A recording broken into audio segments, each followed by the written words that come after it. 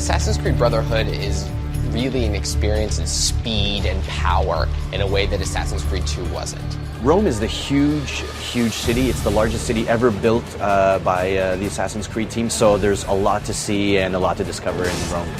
It's about 3 times the size of Florence, so it's the biggest world we've ever done in our map. The production has been exponential. Everything is moving faster. You can do more with the world. You can use more abilities. At the same time, Ezio is acquiring power. Ezio is much more mature, he's seasoned, he's experienced, and he gets to build his own Assassin's Order. You really have the feeling of playing the Master Assassin.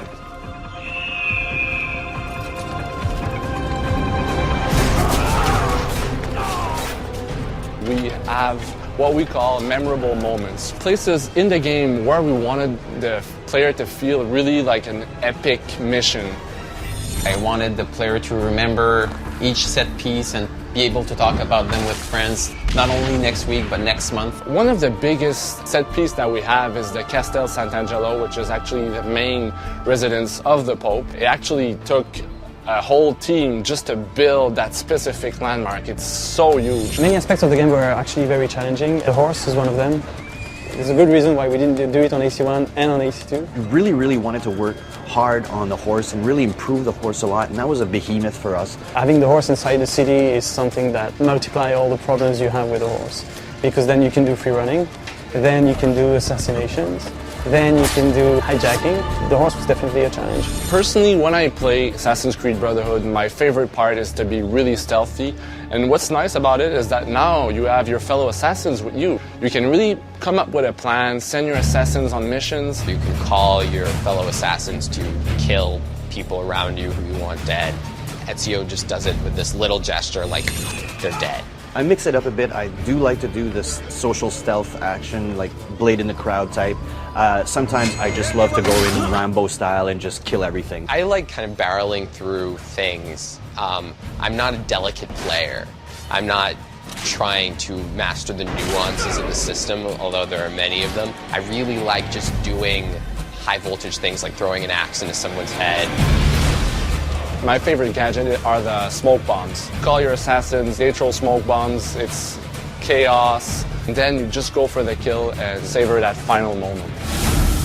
We've been toying around with the multiplayer idea for a while now, for a good 2-3 years. Having a multiplayer in Assassin's Creed game sounds weird because we're an action-adventure game, but it's something the players were telling us that they wanted to do. It was really important to give the player the same kind of feeling that he experienced in the single-player aspect of the game, but in multiplayer. It would have been easy to just slap on a deathmatch multiplayer, and I think it would have done a disservice to our core fan base. It had to be really smart. It's not a frag game, it's not a deathmatch, it's not how many people you kill, but how you kill them. I think I prefer the courtesan as a multiplayer character because I can play and look at a cute girl at the same time. The one that I choose a lot is the priest and the courtesan. Not that I feel like a woman sometimes. It's the courtesan for me. Yeah, she's sneaky and yeah. I know you're there, Ezio, so consider this an invitation from my family to yours. For me, Brotherhood is about character and conflict. We actually based the whole story around the Borgia family, and they actually existed in real life. Their history is so rich, like they're so decadent, they totally control Rome, they had their hand over the papacy and everything, so it's like a really, really good example of how power can corrupt you. I worked very closely with a historian. Anything that's possible historically is allowed in the game. Paper cards! We're never going to have anything in the game that history directly contradicts. That doesn't mean that we don't imagine events that could have happened. Ready to go again?